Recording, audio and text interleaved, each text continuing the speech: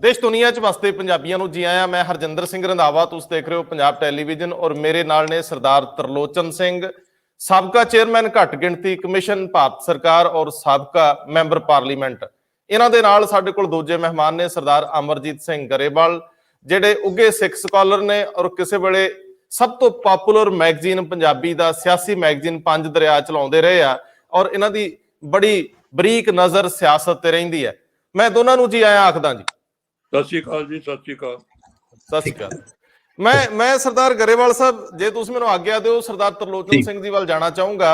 साडा मुद्दा सरदार साहब यह है कि केंद्र और सिखां च टकराअ दीआं बहुत खबरां चल रहीआं और बड़े पद्धरां ते इह गल सुणी भी जा रही है। कल तुसीं प्रधान मंत्री नाल एक मीटिंग च सी जिहड़ी श्री गुरु तेग बहादुर साहब दी जन्म शताब्दी नाल संबंधित सी, तैयारियां नाल संबंधित सी। ਤੁਸੀਂ ਕੁਝ ਸਮੈਲ ਕੀਤਾ ਪ੍ਰਧਾਨ ਮੰਤਰੀ ਜਾਂ ਸਰਕਾਰ ਦੀ ਜਿਹੜੀ ਪੂਰੀ ਧਿਰ ਸੀ, ਜਿਹਦੇ ਚ ਗ੍ਰਹਿ ਮੰਤਰੀ ਔਰ ਰੱਖਿਆ ਮੰਤਰੀ, ਵਿੱਤ ਮੰਤਰੀ ਸਾਰੇ ਹੀ ਲੋਕ ਸੀਗੇ ਔਰ ਕਈ ਸੂਬਿਆਂ ਦੇ ਮੁੱਖ ਮੰਤਰੀ ਸੀ। ਤੁਸੀਂ ਸਮਝਦੇ ਹੋ ਕਿ ਜ਼ਮੀਨ ਦੇ ਉੱਤੇ ਵੀ ਇਹ ਟਕਰਾਅ ਹੈ? ਕੇਂਦਰ ਸਿੱਖਾਂ ਪ੍ਰਤੀ ਕੋਈ ਨੈਗੇਟਿਵਿਟੀ ਰੱਖਦਾ ਹੈ ਮਨ ਚ? ਪ੍ਰਧਾਨ ਮੰਤਰੀ ਦੇ ਮਨ ਚ ਕੁਝ ਇਸ ਤਰ੍ਹਾਂ ਦਾ ਤੁਸੀਂ ਦੇਖਿਆ? ਦੇਖੋ ਰੰਧਾਵਾ ਸਾਹਿਬ, ਤੁਹਾਡੇ ਨਾਲ ਜਿਹੜੇ ਬੈਠੇ ਪ੍ਰੋਫੈਸਰ ਅਮਰਜੀਤ ਗਰੇਵਾਲ, ਇਹਨੂੰ ਮੈਂ ਬੜਾ ਸਿੱਖ चिंतक इन दी सेंस कि जो पोलिटिकल समझ इनू है अज तो नहीं, पिछले 30-40 साल तो I have been watching what he is writing. He is always very frank to give his opinion जी। मैं जो तुसी सवाल किया तो मैं सवाल तुहानू करदा कि मैनू अज तक ये समझ नहीं आई कि असी हमेशा एको ऐलान करते हैं जी सेंटर नाल कन्फ्रंटेशन कि सेंटर खिलाफ असी, मैं बड़ी उम्र हो गई और बड़े उतरा चढ़ा मैं विटनेस हाँ, पर मैनू अज तक एक समझ नहीं आई कि without finding fault, without coming out A white paper on the acquisition, भी की साडा पॉइंट की है, सानू की दिक्कत है, साडे ते की हमला होया, केड़ी बिल्डिंग ढह गई, केड़ा माल लुट के को लै गए, केड़ा साडा हिस्सा वो लै गए, फिर डिक्लेयर करिए एनिमी। असी इमेजिनरी अपने मन च लभदे हाँ दुश्मन कौन होवे, वो दुश्मन लभ गया, फिर असी अटैक भी पूरा करते हैं, छोटा मोटा नहीं अटैक असी मुगल पीरियड से लै जाने कि ओहो जो मुगल करता सी अब्दाली असी उत्थे पहुँचते हैं। सो पहला तो मेरा तुहाडा सवाल है, मैनू इहदे बारे कोई ना ज्ञान है कि कोई कन्फ्रंटेशन। असी दिल्ली रहिंदे हैं, दिल्ली घट तो घट 7-8 लाख सिख रहिंदा है, सारे इंडिया सिख इंटैलेक्चुअल बैठे हैं, कदी असी मिलते भी हाँ भी जिहड़ा ये टकराअ दी पॉलिसी असी अपने आप सूओ मोटो डिक्लेयर असी कर देंगे जी। वो मैनू अज तक समझ नहीं आई, ना अजे मेरे को किसी ने जवाब दिता है। सो इस करके जिहड़ा ये माहौल आपां समझ रहे हैं, हाँ पंजाब दे किसानां दा मसला पिछले बड़े लंबी देर तो चल रहा है। वो एक इकनॉमिक इशू, और इकनॉमिक इशू बहुत वड्डा है भी उसदे नाल नुकसान होना है किसानां दा, किसान डिटरमिंड है ते वो बड़ी देर तो चल रहा है।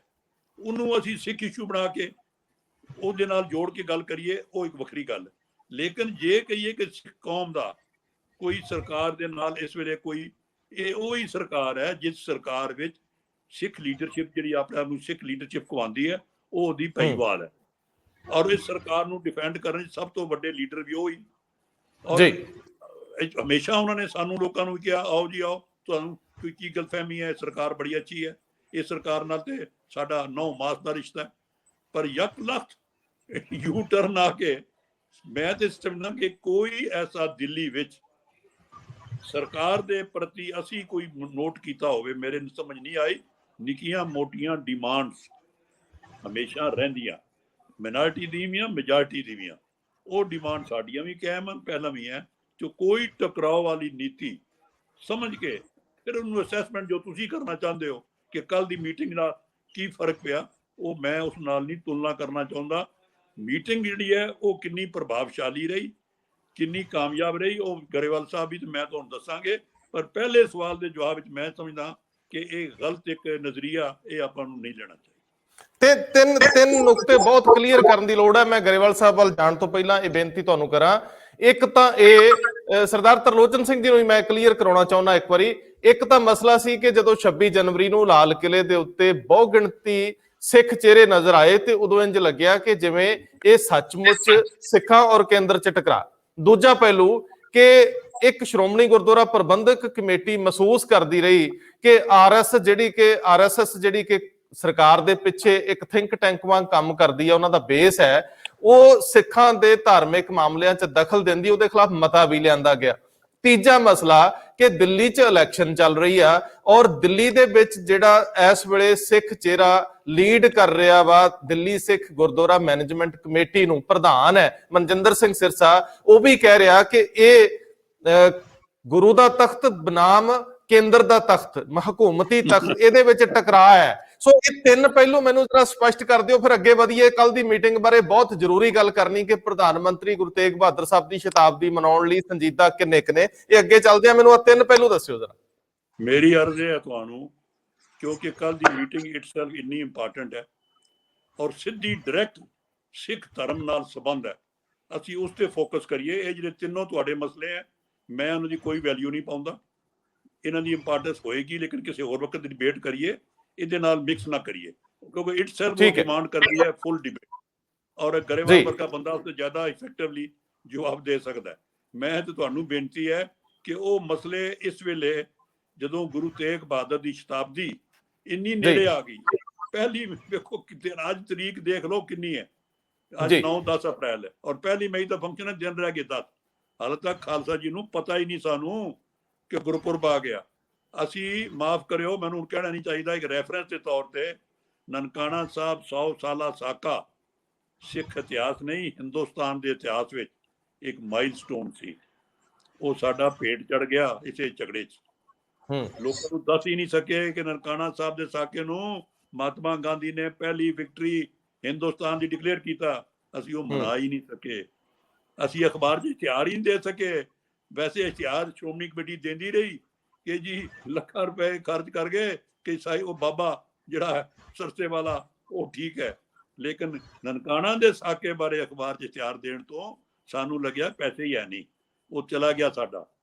ਸੋ ਇਸ ਕਰਕੇ ਮੇਰੀ ਬੇਨਤੀ ਹੈ ਕਿ ਇਹ ਸ਼ਤਾਬਦੀ ਗੁਰੂ ਤੇਗ ਬਹਾਦਰ ਤੋਂ ਵੱਡਾ ਸਾਕਾ, ਗੁਰੂ ਤੇਗ ਬਹਾਦਰ ਤੋਂ ਵੱਡਾ ਸੰਦੇਸ਼, ਮੈਂ ਇਕੱਲੀ ਸਿੱਖਾਂ ਨੂੰ ਨਹੀਂ, ਦੁਨੀਆ ਦੀ ਮਾਨਤਾ ਦੇ ਸਾਹਮਣੇ ਅੱਜ ਜਿੱਥੇ ਰੇਸ਼ੀਅਲ ਵਾਰ ਅਮਰੀਕਾ ਦੇ ਮੁਲਕ 'ਚ ਹੋਵੇ, ਜਿੱਥੇ ਅੱਜ ਜੋ ਲਾਈਵ ਚੱਲ ਰਿਹਾ ਨਾ, ਉਹਦਾ ਉਹ ਕਾਲਾ ਜਿਹੜਾ ਮਰਿਆ ਉਹਦਾ ਲਾਈਵ ਡਿਬੇਟ ਆ ਰਹੀ ਹੈ ਟ੍ਰਾਇਲ ਦੀ, ਸਾਰੀਆਂ ਚੈਨਲ ਰੋਜ਼ ਦਿਖਾਉਂਦੀ ਹੈ।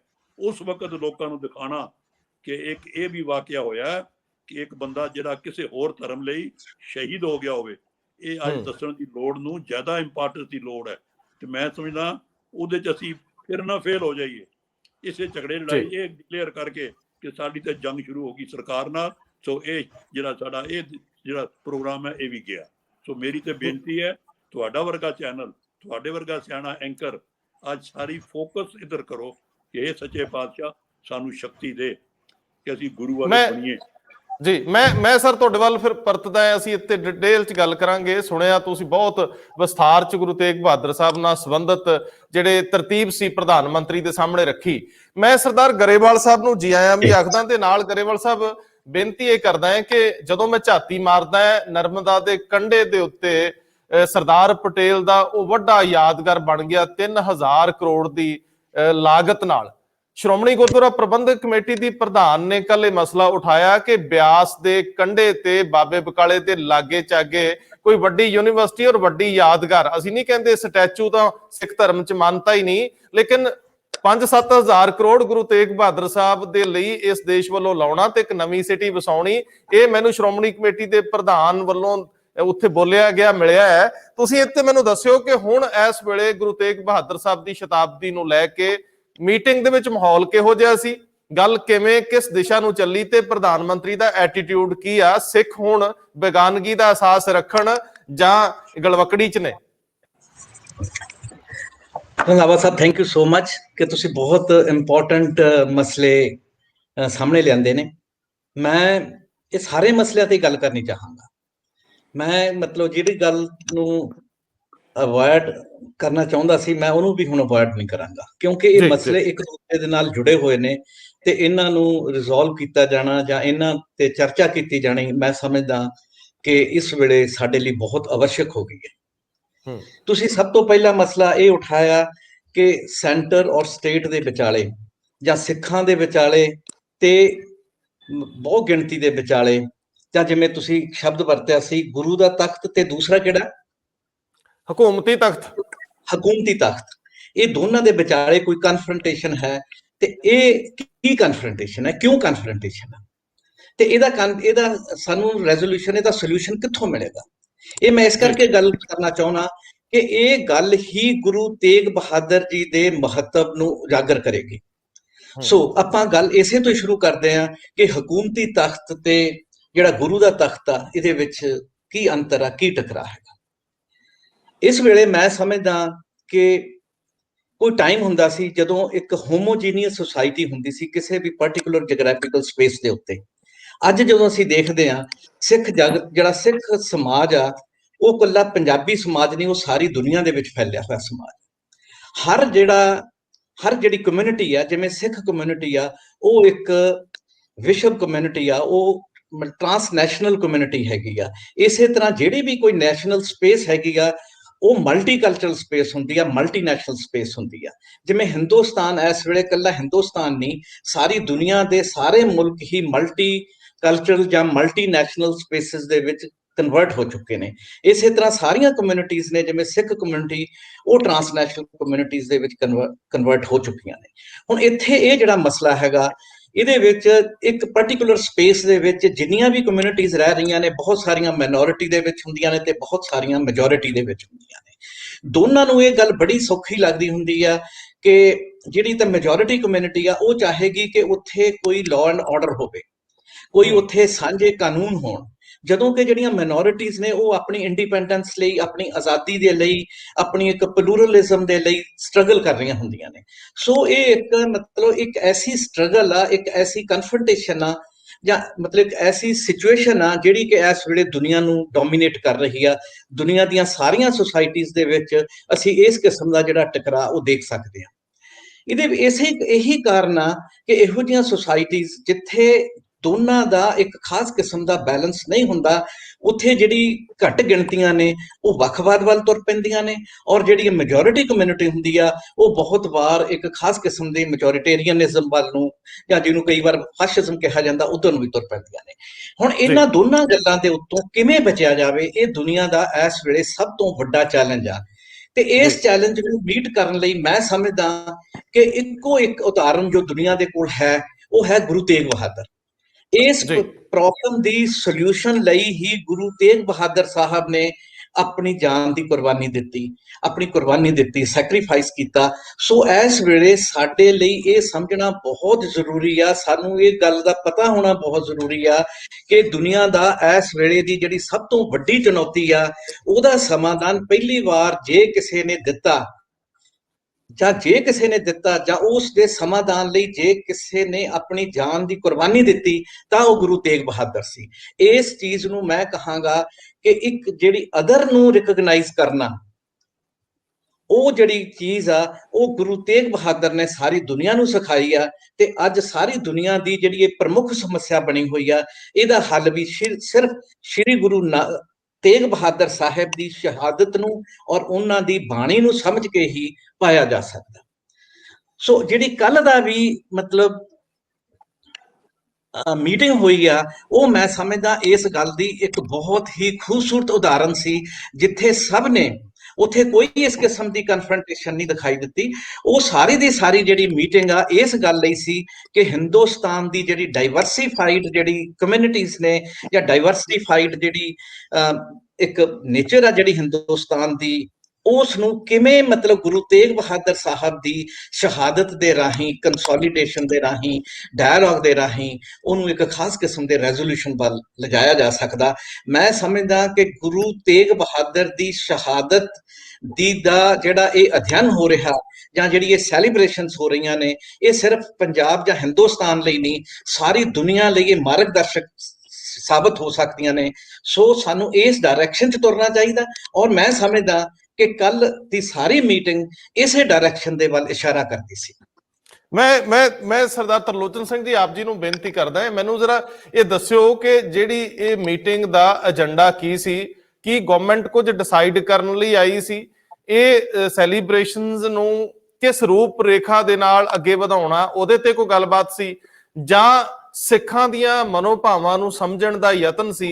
ਪ੍ਰਧਾਨ ਮੰਤਰੀ ਕਿਸੇ ਫੈਸਲੇ ਤੱਕ ਪੁੱਜਦੇ ਨਜ਼ਰ ਆਉਂਦੇ ਸੀ, ਕਿਉਂਕਿ ਤੁਸੀਂ ਲੰਬਾ ਇੱਕ ਉਹਨਾਂ ਨਾਲ ਸੰਵਾਦ ਕੀਤਾ ਸੀਗਾ। ਉਹਨਾਂ ਦੇ ਚਿਹਰੇ ਦੇ ਹਾਵ ਭਾਵ ਦੱਸਦੇ ਸੀ ਕਿ ਉਹ ਇਸ ਸ਼ਹਾਦਤ ਨੂੰ ਲੈ ਕੇ ਕੋਈ ਵੱਡੇ ਐਲਾਨ ਕਰ ਸਕਦੇ ਆ, ਕੋਈ ਬਹੁਤ ਵੱਡੀ ਸੈਲੀਬ੍ਰੇਸ਼ਨਸ ਹੋ ਸਕਦੀਆਂ, ਜਾਂ ਇੱਕ ਘੱਟ ਗਿਣਤੀ ਨੂੰ ਉਵੇਂ ਹੀ ਇਗਨੋਰ ਕਰ ਦਿੱਤਾ ਜਾਵੇ ਜਿਵੇਂ ਅਤੀਤ ਵਿੱਚ ਵੀ ਕੀਤਾ ਜਾਂਦਾ ਰਿਹਾ। ਔਰ ਗੁਰੂ ਤੇਗ ਬਹਾਦਰ ਸਾਹਿਬ ਦੀ ਸ਼ਹਾਦਤ ਤਾਂ ਇਹ ਪੂਰੇ ਸਮੁੱਚੇ ਦੇਸ਼ ਲਈ ਸੀ, ਇਹ ਆਪਣੀ ਕਮਿਊਨਿਟੀ ਲਈ ਨਹੀਂ ਸੀ, ਇਹ ਤਾਂ ਦੂਜਿਆਂ ਲਈ ਸੀ, ਇਹ ਤਾਂ ਉਹਨਾਂ ਲਈ ਸੀ ਰਾਦਰ। ਦੇਖੋ ਰੰਧਾਵਾ ਸਾਹਿਬ, ਕਦੇ ਵੀ ਅਸੀਂ ਕਿਸੇ ਮੀਟਿੰਗ 'ਚ ਬੈਠੀਏ ਜਾਂ ਕਦੇ ਵੀ ਅਸੀਂ ਕੋਈ ਐਸੇ ਸੈਂਟਰਲ ਪ੍ਰੋਗਰਾਮ ਦੇ ਨਾਲ ਸਹਿਯੋਗ ਕਰੀਏ ਤਾਂ ਪਹਿਲਾਂ ਇਹ ਮਨ ਬਣਾ ਕੇ ਜਾਈਏ ਕਿ ਅਸੀਂ ਚੱਲੇ ਹਾਂ ਕੋਆਪਰੇਸ਼ਨ ਦੇਣ ਤੇ ਕੋਆਪਰੇਸ਼ਨ ਲੈਣ। ਕਨਫਰੰਟੇਸ਼ਨ ਦੀ ਜਿਹੜੀ ਭਾਵਨਾ ਮਨ 'ਚ ਰੱਖ ਕੇ ਉਹ ਕਰ ਰੱਖ ਜਾਈਏ, ਪਹਿਲੀ ਗੱਲ। ਦੂਸਰਾ, ਕੋਈ ਸਰਕਾਰ ਹੋਵੇ ਕਿਸੇ ਪਾਰਟੀ ਦੀ, ਉਹ ਦੇਸ਼ ਦੀ ਸਰਕਾਰ ਹੈ, ਇਲੈਕਟਡ ਸਰਕਾਰ ਹੈ। ਔਰ ਇਹ ਪ੍ਰਧਾਨ ਮੰਤਰੀ ਜਿਹੜਾ ਹੈ, ਇਹ ਕਿਉਂਕਿ ਦੂਜੀ ਵਾਰ ਇਲੈਕਟ ਹੋਇਆ, ਇਹਦੇ ਨਾਲ 4 ਸਾਲ ਹੋਰ ਇਹ ਸਰਕਾਰ ਚੱਲਣੀ ਔਰ ਬੜੀ ਮੈਜੋਰਟੀ ਸਰਕਾਰ ਕੋਲ ਤਾਕਤ। ਸੋ ਇਹ ਵੀ ਸ਼ੁੱਡ ਰੀਅਲਾਈਜ਼ ਕਿ ਸਰਕਾਰ ਬੜੀ ਮਜ਼ਬੂਤ ਸਰਕਾਰ ਹੈ ਔਰ ਆਪਣੇ ਬਲਬੋਤੇ ਇਹ ਸਰਕਾਰ ਆਈ ਹੈ ਔਰ ਕਾਇਮ ਜੀ। ਜਿੰਨੀਆਂ ਸ਼ਤਾਬਦੀਆਂ ਅੱਜ ਤੱਕ ਹੋਈਆਂ ਰੰਧਾਵਾ ਸਾਹਿਬ, ਕਿਉਂਕਿ ਤੁਹਾਡੀ ਚੈਨਲ ਇੰਟਰਨੈਸ਼ਨਲ ਇੱਕ ਐਜੂਕੇਸ਼ਨ ਦੇ ਰਹੀ ਹੈ, ਕਦੇ ਉਸ ਦੇ ਝਾਤੀ ਮਾਰੋ। ਇਹ ਸ਼ੁਰੂ ਹੋਈਆਂ 1966 ਪਹਿਲੀ ਵਾਰੀ ਗੁਰੂ ਗੋਬਿੰਦ ਸਿੰਘ ਦੇ 300 ਸਾਲਾ ਜਨਮ ਦਿਨ ਦੀ ਪਹਿਲੀ ਵਰਲਡ ਪਹਿਲੀ ਵਾਰ ਸਿੱਖਾਂ ਨੇ ਸ਼ਤਾਬਦੀ ਦਾ ਆਰੰਭ ਹੋਇਆ। ਉਸ ਤੋਂ ਬਾਅਦ 69 ਗੁਰੂ ਨਾਨਕ ਸਾਹਿਬ ਦੀ 500 ਸਾਲਾ ਆਈ। ਉਸ ਸ਼ਤਾਬਦੀ ਦੇਣ ਗੁਰੂ ਨਾਨਕ ਦੇਵ ਯੂਨੀਵਰਸਿਟੀ ਬਣੀ। ਔਰ 66 ਦੀ ਜਿਹੜੀ ਸ਼ਤਾਬਦੀ ਆਈ ਸੀ, ਉਹਦੇ ਗੁਰੂ ਗੋਬਿੰਦ ਸਿੰਘ ਭਵਨ ਬਣਿਆ ਪਟਿਆਲਾ ਯੂਨੀਵਰਸਿਟੀ ਦਾ। ਉਸ ਤੋਂ ਬਾਅਦ ਇਹ ਜਦੋਂ ਅੱਗੇ ਚੱਲੀ, ਇਹ ਸ਼ਤਾਬਦੀ ਆਈ 99 ਖਾਲਸੇ ਦੀ ਜਨਮ ਦੀ। ਉਹਦੀ ਅਟਲ ਬਿਹਾਰੀ ਵਾਜਪਾਈ ਜੀ ਨੇ 100 ਕਰੋੜ ਦਾ ਸ਼ਗਨ ਪਾਇਆ। ਜਿਹੜੀ ਵਿਰਾਸਤਾ ਖਾਲਸਾ ਜੀ ਦੀ ਆਪਾਂ ਰੋਜ਼ ਚਰਚਾ ਕਰਦੇ ਹਾਂ ਨਾ, ਬਣਿਆ, ਇਹ ਵਾਜਪਾਈ ਜੀ ਨੇ 100 ਕਰੋੜ ਰੁਪਇਆ ਦਿੱਤਾ ਉਹ ਮਿਊਜ਼ੀਅਮ ਬਣਾਉਣ ਲਈ। ਸੋ ਉੱਥੋਂ ਸਾਡਾ ਆਰੰਭ ਹੋਇਆ। ਸੋ ਉਸ ਤੋਂ ਬਾਅਦ ਜਦੋਂ ਗੁਰੂ ਸਾਹਿਬ ਦੀ ਗੁਰੂ ਗੋਬਿੰਦ ਸਿੰਘ ਦਾ ਜੋਤੀ ਜੋਤ ਸਮਾਉਣ ਵਾਲੀ ਆਈ ਤਾਂ ਨੰਦੇੜ ਦਾ ਨਵਾਂ ਸ਼ਹਿਰ ਬਣਿਆ। ਹਜ਼ੂਰ ਸਾਹਿਬ ਨਵਾਂ ਸ਼ਹਿਰ, ਜਿਸ ਤੇ ਪਥਰੀਚਾ ਸਾਹਿਬ ਜਿਹੜੇ ਸਾਡੇ ਉਹ ਡੀਜੀ ਪੁਲਿਸ ਪ੍ਰਧਾਨ ਸਨ, ਉਹਨਾਂ ਨੂੰ ਕਦੇ ਪੁੱਛੋ ਕਿ ਕਿੰਨੇ ਹਜ਼ਾਰ ਕਰੋੜ ਰੁਪਇਆ ਭਾਰਤ ਸਰਕਾਰ ਬਾਕੀ ਸਟੇਟ ਸਰਕਾਰ ਨੇ ਦੇ ਕੇ ਬਣਾਇਆ। ਉਹ ਵੀ ਚਲੋ। ਉਸ ਤੋਂ ਬਾਅਦ ਹੁਣ ਇਹ ਮੋਦੀ ਜੀ ਦੇ ਹੁੰਦੇ ਆ ਤੀਜੀ ਹੈ।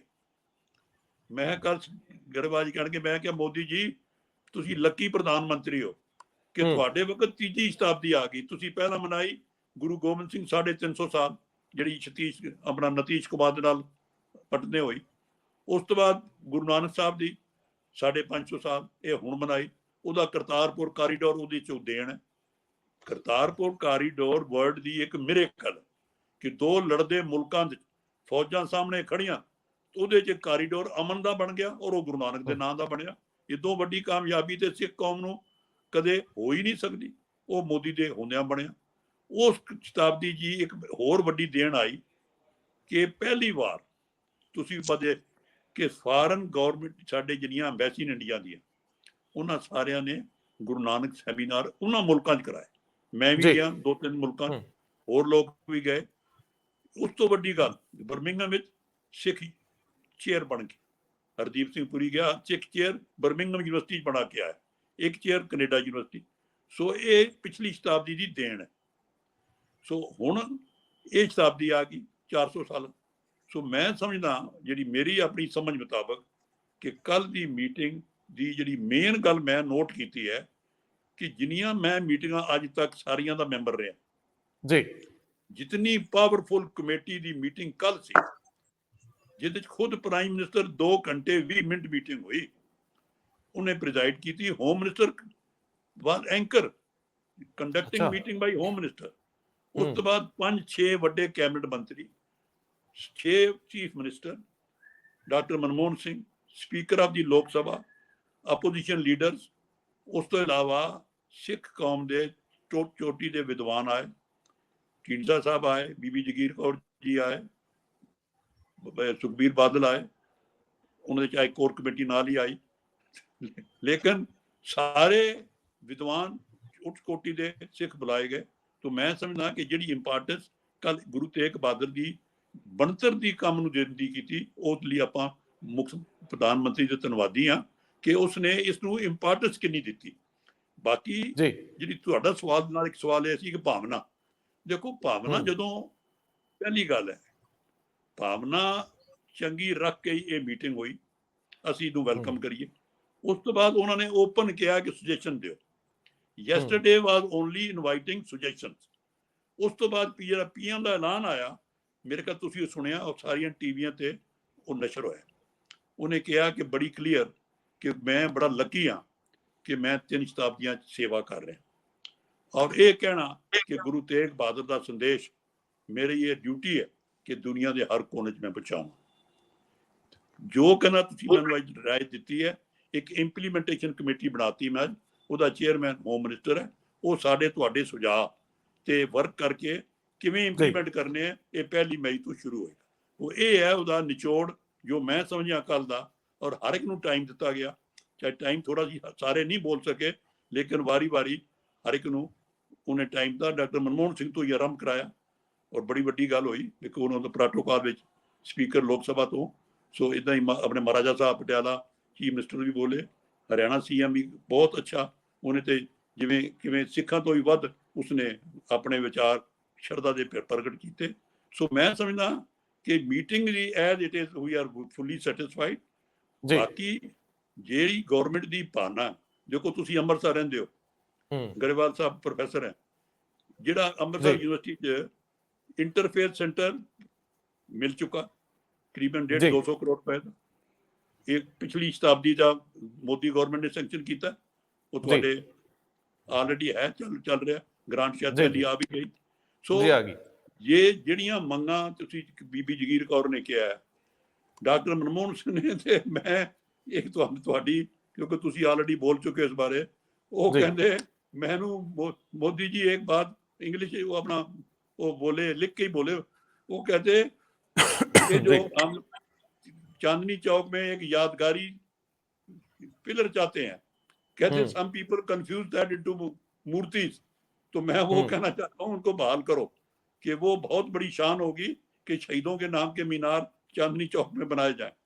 ਅੱਛਾ ਸਰ, ਮੈਂ ਉਹ ਤੁਹਾਡੇ ਤੋਂ ਉਹ ਪੁੱਛਣਾ ਹੈ ਕਿ ਸੱਚਮੁੱਚ ਉਹ ਵੀ ਕੀ ਕੰਟਰੋਵਰਸੀ ਸੀਗੀ। ਮੈਨੂੰ ਤੁਸੀਂ ਆਫ ਦਾ ਰਿਕਾਰਡ ਦੱਸਿਆ ਵੀ ਸੀਗਾ ਕਿ ਉਹ ਇੱਕ ਬੜੀ ਵਧੀਆ ਯਾਦਗਾਰ ਸੀਗੀ, ਜਿਹਨੂੰ ਅਸੀਂ ਇਲੈਕਸ਼ਨ ਦੇ ਦੌਰ ਦੇ ਵਿੱਚ ਹੱਥ ਦੇ ਕੇ ਰੋਕ ਲਿਆ।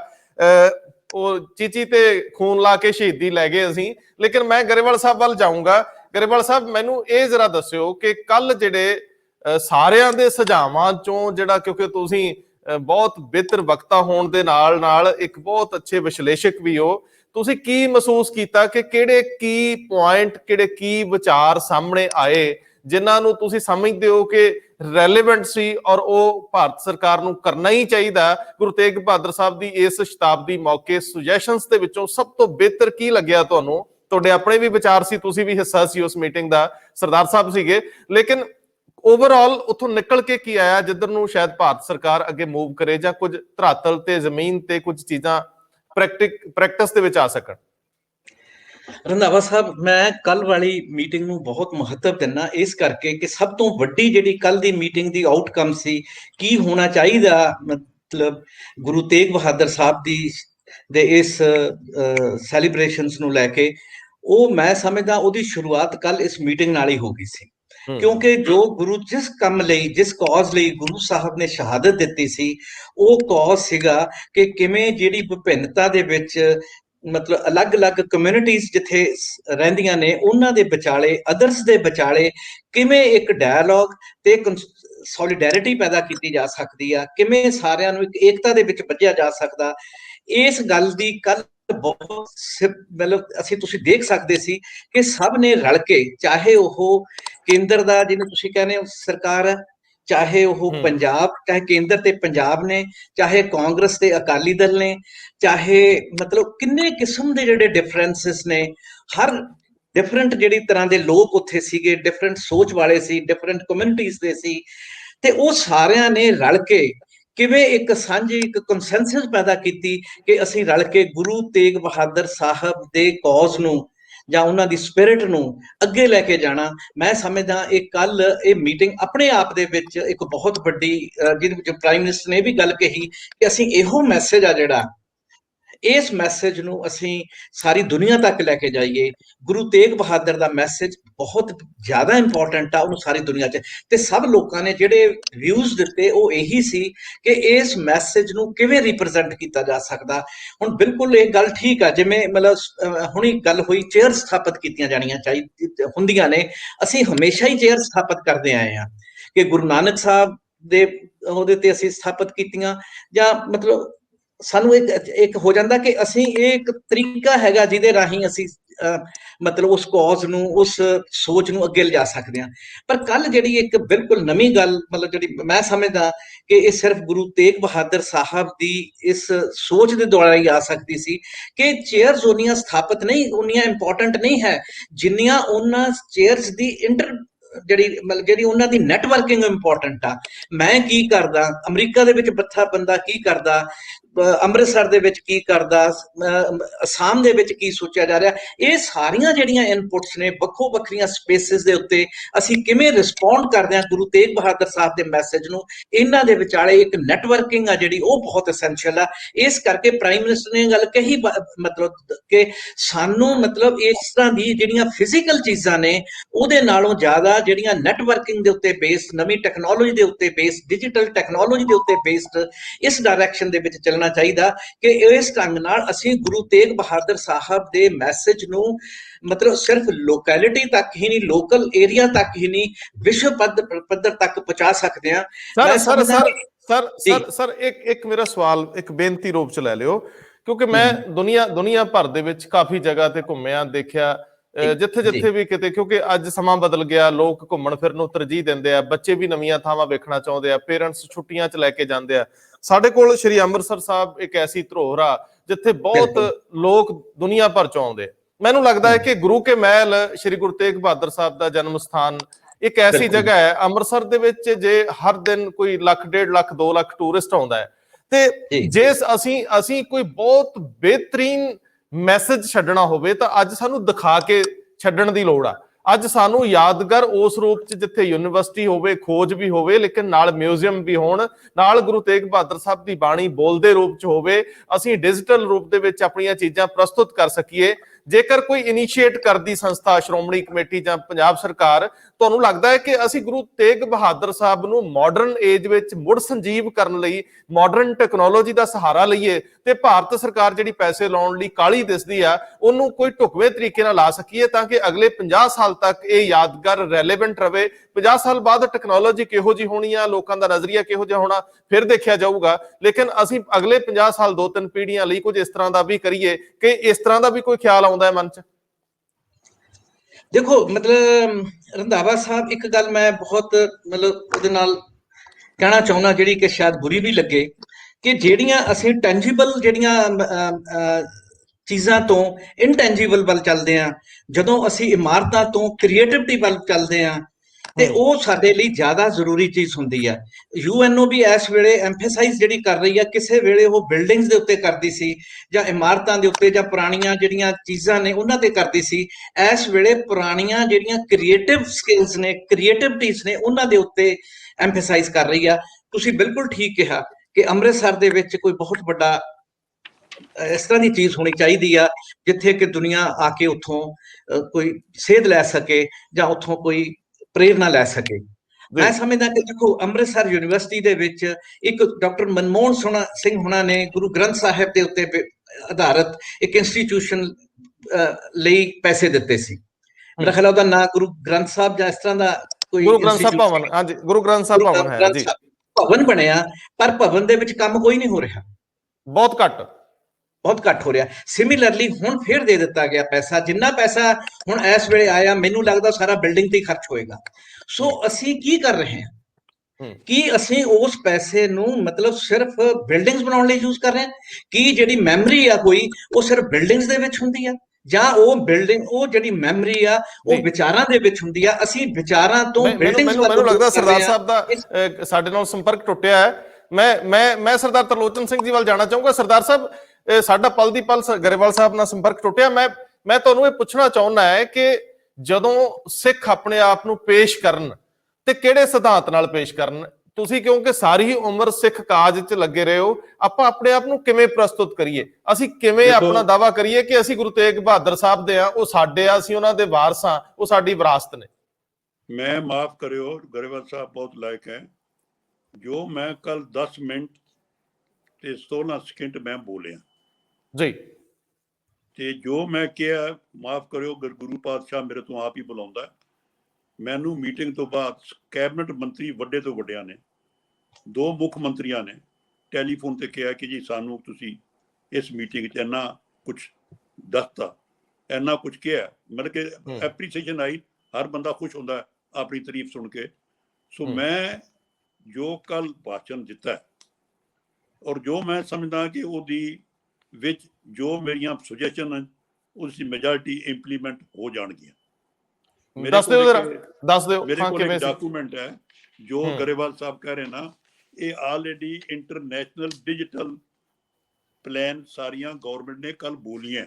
ਅਸੀਂ ਮੀਟਿੰਗ ਸ਼ੁਰੂ ਹੋਣ ਤੋਂ ਪਹਿਲਾਂ ਕਲਚਰ ਸੈਕਟਰੀ ਰਘੁਵਿੰਦਰਾ ਸਿੰਘ ਜੀ ਨੇ ਪਹਿਲਾਂ 8 ਮਿੰਟ ਜੋ ਸਰਕਾਰ ਕਰ ਰਹੀ ਹੈ ਉਹ ਸਾਰੇ ਡਾਕੂਮੈਂਟ ਮੇਰੇ ਕੋਲ ਹੈ, ਉਹ ਇਹ ਬੋਲੇ ਕੱਲਾ ਸਟੂਡੈਂਟਸ ਲਈ ਕੀ ਹੋਏਗਾ, ਪ੍ਰੋਫੈਸਰ ਕੀ ਕਰਨਗੇ, ਡਿਜੀਟਲ ਲੈਵਲ ਤੇ ਕੀ ਹੋਏਗਾ। ਇੱਕ ਉਹਨਾਂ ਨੇ ਇੰਟਰਨੈਸ਼ਨਲ ਐਗਜ਼ੀਬਿਸ਼ਨ ਤਿਆਰ ਕਰ ਲਈ ਕਿ 30 ਵੈਨਸ ਲੈ ਕੇ ਗੁਰੂ ਤੇਗ ਬਹਾਦਰ ਦੀਆਂ ਐਗਜ਼ੀਬਿਸ਼ਨ ਸਾਰੇ ਇੰਡੀਆ 'ਚ ਘੁੰਮਣਗੀਆਂ। ਸੋ ਬੜਾ ਕੁਝ ਉਹ ਦੱਸ ਚੁੱਕੇ। ਜਿਹੜੀ ਮੇਰੀ ਬੇਨਤੀ ਹੈ, ਜੋ ਮੈਂ ਕੱਲ ਕਿਹਾ, ਮੈਂ ਉਹ ਗੱਲ ਤੁਹਾਨੂੰ ਦੁਹਰਾਉਣੀ ਚਾਹੁੰਦਾ। ਇਸ ਕਰਕੇ ਮੈਂ ਕਿਉਂ ਕਿਹਾ, ਮੋਦੀ ਜੀ ਗੱਲ ਇੱਕ ਬੜੀ ਕਲੈਰਿਟੀ ਨਾਲ ਸੁਣ ਲਓ। ਜੋ ਮੈਂ ਅੱਜ ਕਹਿਣਾ ਚਾਹੁੰਦਾ, ਮੈਂ ਇਹ ਆਲਰੇਡੀ ਪਾਰਲੀਮੈਂਟ 'ਚ ਰੇਜ਼ ਵੀ ਕੀਤੀ ਸੀ ਕਿ ਜਿਹੜੀ ਇੰਡੀਆ ਦੀ ਫਰੀडम ਮੂਵਮੈਂਟ ਹੈ ਉਹ ਭਾਰਤ ਸਰਕਾਰ 1857 ਨੂੰ ਮੰਨਦੀ ਕਿ ਹਿੰਦੁਸਤਾਨ ਦੀ ਮੂਵਮੈਂਟ ਜਿਹੜੀ ਹੈ ਉਹ 1857 ਚ ਹੋਈ। ਪਹਿਲਾ ਪੀਰੀਅਡ ਕਦੀ ਕਾਊਂਟ ਨਹੀਂ ਕਰਦਾ। ਮੈਂ ਕੱਲ ਇੱਕੋ ਗੱਲ ਕਹੀ ਕਿ ਸਾਰੇ ਬੈਠੇ ਵਿਦਵਾਨ ਕਿ ਜੇ ਫਰੀडम ਮੂਵਮੈਂਟ 1857 ਦੀ ਹੈ ਤਾਂ ਗੁਰੂ ਨਾਨਕ ਕਿਹਦੇ ਖਿਲਾਫ ਕੈਦ ਹੋਇਆ? ਮੈਂ ਕੱਲ ਇੱਕੋ ਗੱਲ ਕਹੀ, ਮੋਦੀ ਜੀ ਤੁਸੀਂ ਬੜਾ ਕੁਝ ਕੀਤਾ, ਇੰਡੀਆ ਦੀ ਹਿਸਟਰੀ ਠੀਕ ਕਰੋ। ਹਿੰਦੁਸਤਾਨ ਦੀ ਹਿਸਟਰੀ ਕੀ ਹੈ ਕਿ ਜਿਹੜਾ ਇਹ ਪੀਰੀਅਡ ਬਿਫੋਰ ਬ੍ਰਿਟਿਸ਼ ਹੈ, ਅਸੀਂ ਉਹਨੂੰ ਚੁੱਪੀ ਕਰਕੇ ਛੱਡਤਾ। ਇਹ ਇਨਵੇਡਰਸ ਪੀਰੀਅਡ ਹੈ, ਇਹ ਮੁਲਕ ਦੀ ਗੁਲਾਮੀ ਦਾ ਪੀਰੀਅਡ ਹੈ। ਜੇ ਉਸ ਗੁਲਾਮੀ 'ਚ ਗੁਰੂ ਨਾਨਕ ਹੈ, ਬਾਬਰ ਦੀ ਖਿਲਾਫ ਲੜਨ ਵਾਲਾ ਕੌਣ ਹੈ? ਗੁਰੂ ਨਾਨਕ। ਬਾਬਰ ਬਾਣੀ ਲਿਖਣ ਵਾਲਾ ਕੰਟੈਂਪਰੇਰੀ ਰਾਈਟਰ ਕੌਣ ਹੈ? ਗੁਰੂ ਨਾਨਕ। ਕੱਲ ਮੈਂ ਉਹ ਬੋਲਿਆ ਗੁਰੂ ਕੀ ਕੀਤਾ। ਉਸ ਤੋਂ ਬਾਅਦ ਮੈਂ ਇੱਕ ਗੱਲ ਕਹੀ, ਗੁਰੂ ਤੇਗ ਬਹਾਦਰ ਦੀ ਸ਼ਹਾਦਤ ਪ੍ਰੋਪਰ ਲਿਖੀ ਨਹੀਂ ਗਈ। ਹਿਸਟੋਰੀਕਲ ਫੈਕਟ ਸਾਰੇ ਰੋਂਗ ਹੈ। ਗੁਰੂ ਤੇਗ ਬਹਾਦਰ ਦੀ ਸ਼ਹਾਦਤ ਲਿਖਣ ਵਾਲਾ ਉਹਦਾ ਲੜਕਾ ਹੈ, ਉਹ ਕੌਣ ਹੈ? ਗੁਰੂ ਗੋਬਿੰਦ ਸਿੰਘ। ਉਹਦੇ ਦੋਹੇ ਮੈਂ ਕੱਲ ਪੜ੍ਹ ਕੇ ਸੁਣਾਏ, ਜਿਹੜੇ ਗੁਰੂ ਗੋਬਿੰਦ ਸਿੰਘ ਨੇ ਬਚਿੱਤਰ ਨਾਟਕ ਵਿੱਚ ਗੁਰੂ ਤੇਗ। ਮੈਂ ਕਿਹਾ ਜੀ ਇਹ ਦੋਏ। ਤੀਜਾ ਮੈਂ ਕਿਹਾ ਕਿ ਗੁਰੂ ਗੋਬਿੰਦ ਸਿੰਘ ਦਾ ਜ਼ਫਰਨਾਮਾ, ਮੈਂ ਕਿਹਾ ਜ਼ਫਰਨਾਮਾ ਇੰਗਲਿਸ਼ ਵਿੱਚ ਨਵਤੇਜ ਸਰਨਾ ਨੇ ਕਰ ਦਿੱਤਾ। ਮੈਂ ਕਿਹਾ ਮੋਦੀ ਜੀ ਮੇਰੀ ਇੱਕੋ ਬੇਨਤੀ ਹੈ, ਹਿੰਦੁਸਤਾਨ ਦੀ ਹਿਸਟਰੀ ਠੀਕ ਕਰੋ।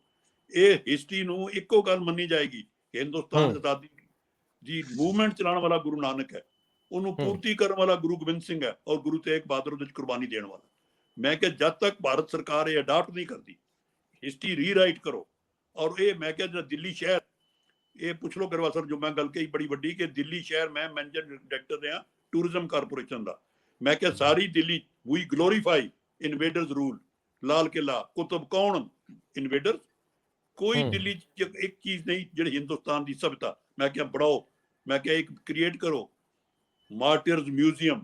ਮੈਂ ਕਿਹਾ ਮਾਰਟੀਅਰ ਵਰਡ ਅਰਬ ਦਾ, ਲੇਕਿਨ ਮਾਰਟੀਅਰ ਨੂੰ ਅਡਾਪਟ ਕੀਤਾ ਸਿੱਖਾਂ ਨੇ। ਦੁਨੀਆ ਨੂੰ ਪਤਾ ਹੀ ਨਹੀਂ ਮਾਰਟੀਅਰ ਕੌਣ ਹੁੰਦਾ।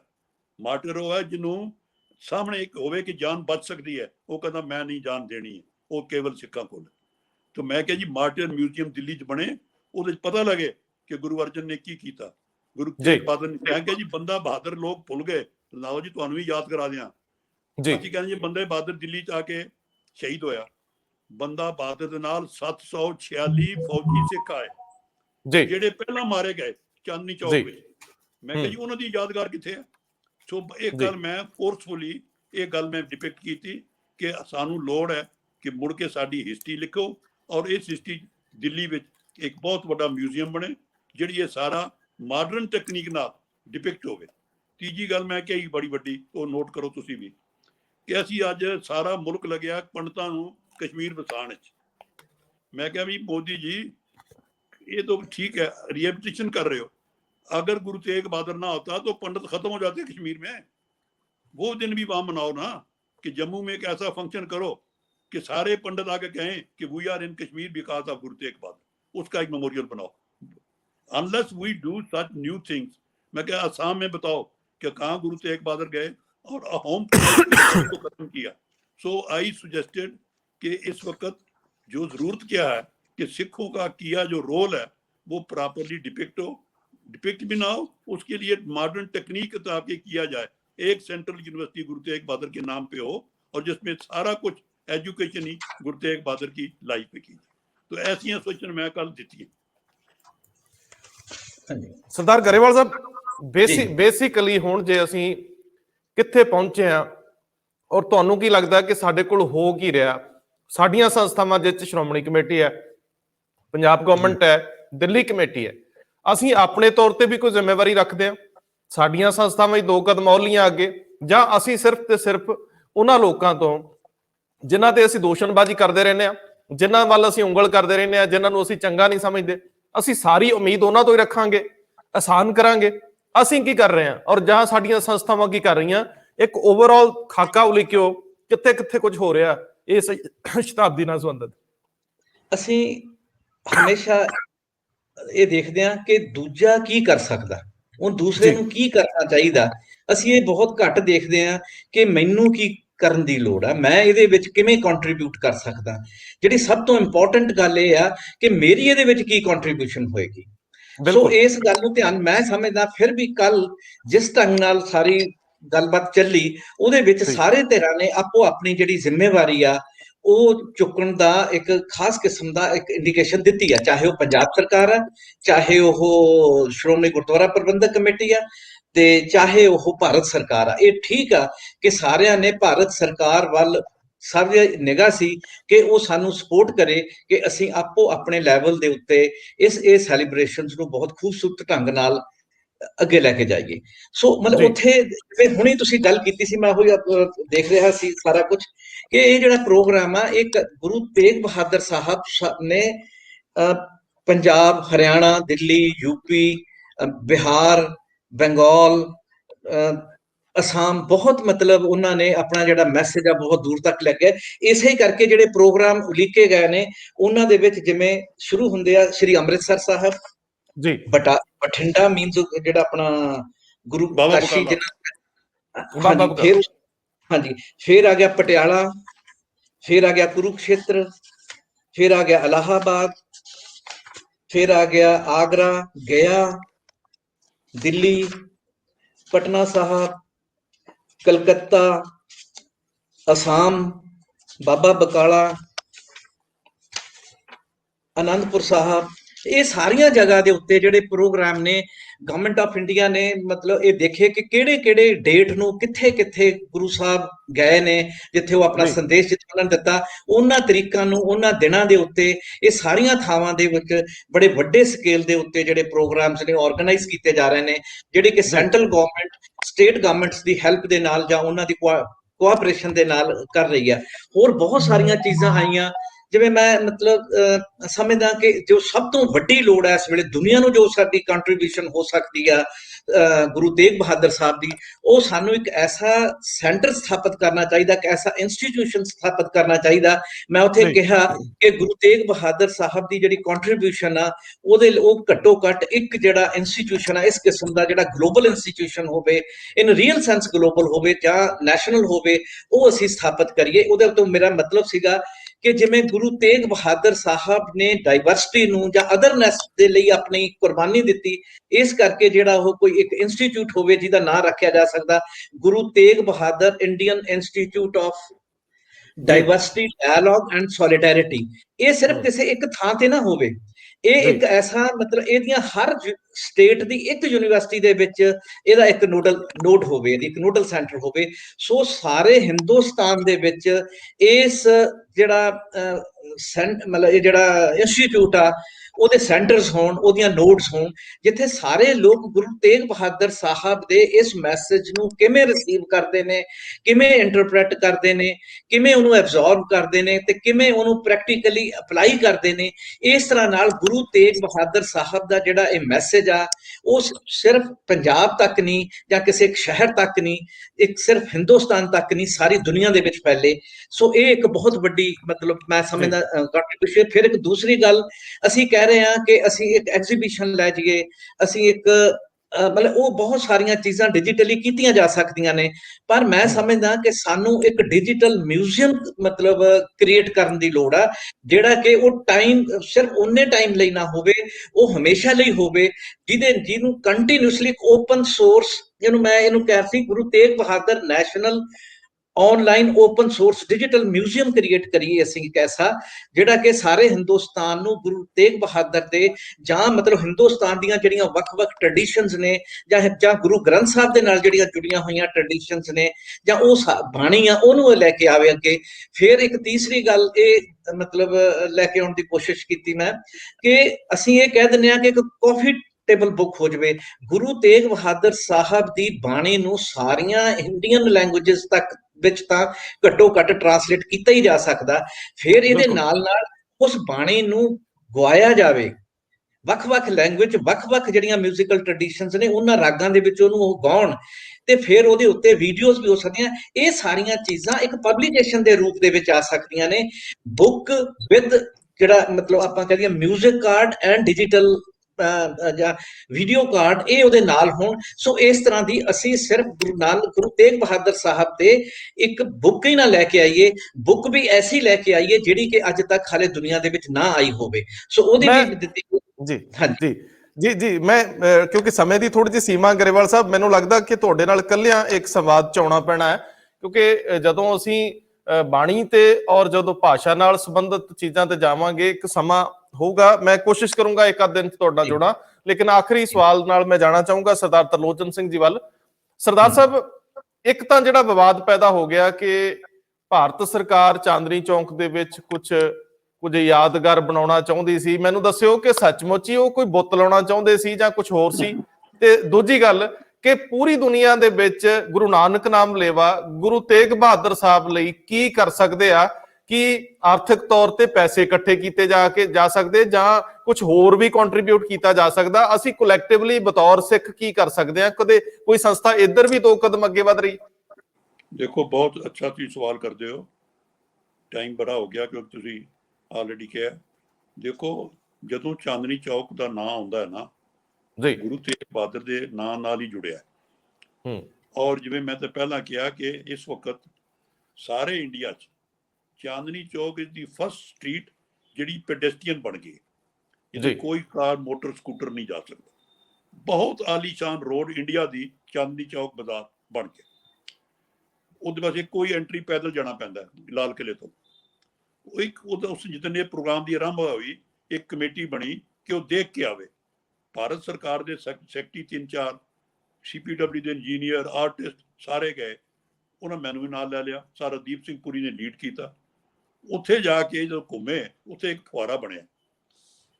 ਇਹ ਫੁਆਰਾ ਤਾਂ ਅੰਗਰੇਜ਼ ਵਕਤ ਬਣਿਆ, ਲੇਕਿਨ ਕਹਿੰਦੇ ਜੀ ਫੁਆਰੇ ਦੀ ਜਗ੍ਹਾ ਤੇ ਮਤੀ ਦਾਸ ਜੀ ਸ਼ਹੀਦ ਹੋਏ। ਉਸ ਫੁਆਰੇ ਦਾ ਨਾਮ ਮਤੀ ਦਾਸ ਫੁਆਰਾ ਹੈ।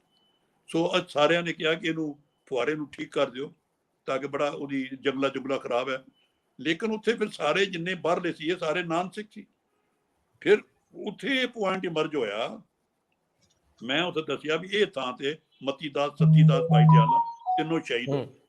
ਦੂਜਾ ਮੈਂ ਦੱਸਿਆ ਕਿ ਇੱਥੇ ਗੁਰੂ ਮਹਾਰਾਜ ਦੀ ਬਾਡੀ ਤੇ ਸਿਰ ਚੁੱਕਣ ਵਾਲੇ 2 ਆਏ। ਉਹ ਹੈਰਾਨ ਹੋ ਗਏ ਸੁਣ ਕੇ ਕਿ ਔਰੰਗਜ਼ੇਬ ਦੇ ਰਾਜ ਵਿੱਚ ਫੌਜ ਦਾ ਪਹਿਰਾ ਹੋਵੇ, ਕੋਈ ਬੰਦਾ ਡੇਅਰ ਕਰਕੇ ਸਿਰ ਚੁੱਕ ਲਵੇ ਔਰ ਕੋਈ ਬੰਦਾ ਡੇਅਰ ਕਰਕੇ ਬਾਡੀ ਚੁੱਕ ਲਵੇ। ਉਹ ਬੜੇ ਹੈਰਾਨ ਹੋਏ। ਫਿਰ ਉਹਨਾਂ ਨੇ ਉੱਥੇ ਫੈਸਲਾ ਕੀਤਾ ਕਿ ਜਿਹੜੀ ਉੱਥੇ ਇੱਕ ਸੜਕ ਤੇ ਡਿਵਾਈਡਰ ਬਣੇ 2 ਫੁੱਟ, ਕਹਿੰਦੇ ਇਸ 2 ਫੁੱਟ ਤੇ ਅਸੀਂ ਇਹਨਾਂ 5 ਦੇ ਨਾਂ ਦੇ ਪਿੱਲਰ ਲਾ ਦੇਣੇ।